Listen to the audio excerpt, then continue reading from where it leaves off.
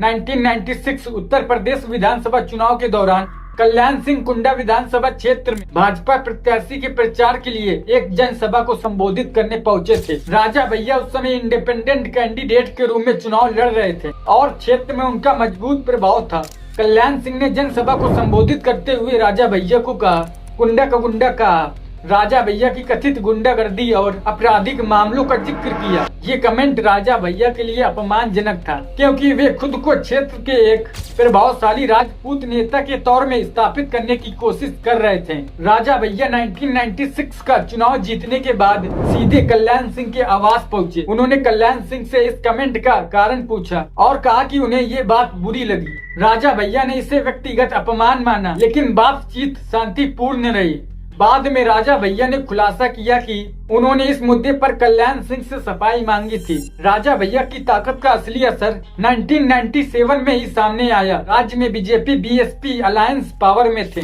दोनों पार्टीज हर 6 मंथ्स में CM post बदलने के आधार पर सत्ता बंटवारे के फॉर्मूले पर सहमति जताई थी। हालांकि मायावती ने 6 मंथ्स बाद भी सीएम पोस्ट छोड़ने से इनकार कर दिया था। बाद में राजनीतिक दबाव में मायावती ने रिजाइन दे दिया और सितंबर 1997 में कल्याण सिंह ने सीएम पोस्ट की शपथ ली। लेकिन 1 महीने के भीतर ही 19 अक्टूबर को मायावती ने समर्थन वापस ले लिया और सरकार गिर गई। 20 अक्टूबर 1997 दोपहर के करीब 2 बजे कल्याण सिंह, जो एक दिन पहले तक यूपी के सीएम थे, को लेकर एक गाड़ी लखनऊ के भद्री हाउस में आकर रुकी। कल्याण सिंह के साथ लक्ष्मीकांत वाजपेयी भी थे। दोनों कुंडा के विधायक रघुराज प्रताप सिंह से मिलने आए थे। उस समय 29 साल के राजा भैया ने कल्याण सिंह के लिए फिर से सीएम पोस्ट सुरक्षित करने में अहम भूमिका निभाई थी। गद्दी वापस पाने के लिए कल्याण सिंह को विधानसभा में मेजोरिटी साबित करना जरूरी था। कल्याण सिंह ने मेजोरिटी का समर्थन हासिल करने का दावा किया और 21 अक्टूबर को गवर्नर रमेश भंडारी ने कल्याण सिंह को शक्ति परीक्षण में खड़े होने के लिए कहा। यूपी असेंबली का सेशन 21 अक्टूबर को दोपहर 12 बजे शुरू हुआ, लेकिन जैसे ही चेयरमैन केसरीनाथ त्रिपाठी बैठे, कांग्रेस नेता प्रमोद तिवारी सदन के बीचों बीच आ गए और अपने पार्टी के विधायकों को प्रलोभ दिए जाने का आरोप लगाते हुए उन्होंने मांग की कि इन विधायकों को वोट न देने दिया जाए। बीएसपी विधायकों ने भी विरोध शुरू कर दिया। देखते ही देखते सदन रण क्षेत्र में बदल गया। विधायकों ने माइक्रोफोन, चप्पलें, कुर्सियां और फाइलें एक दूसरे पर फेंकना शुरू कर दिया।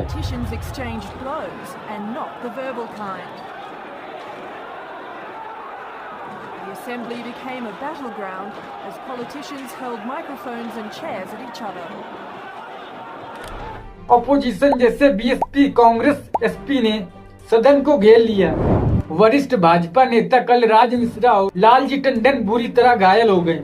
उनके सिर और चेहरे से खून बहने लगा। समाजवादी पार्टी के विधायक शिवपाल सिंह यादव को 3 बीजेपी विधायकों ने पीटा, जिससे वे बेहोशी की कगार पर पहुंच गए थे। करीब 20 से 30 मिनट चले इस घमासान में अपोजिशन का पलड़ा भारी होता दिख रहा था। अपोजिशन ने बीजेपी पर लोकतंत्र की हत्या का आरोप लगाया। ये घटना इंडियन लेजिस्लेटिव स्टोरी की सबसे वायलेंस इंसिडेंट में शुमार है। हंगामे के बाद सदन शांत हुआ। कल्याण सिंह को 222 वोट मिले। इस तरह कल्याण सिंह की सरकार बच गई।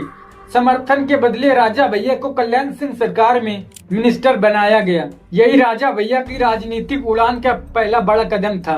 राजा भैया ने कल्याण सिंह को सत्ता में वापस लाने के लिए कांग्रेस बीएसपी विधायकों का दल बदल करवाया था। इसी वजह से राजा भैया को मायावती से दुश्मनी मोड़ लेनी पड़ी। यही दुश्मनी आगे जाकर विकराल रूप ले लेती है। बस आप इस वीडियो में बने रहिए।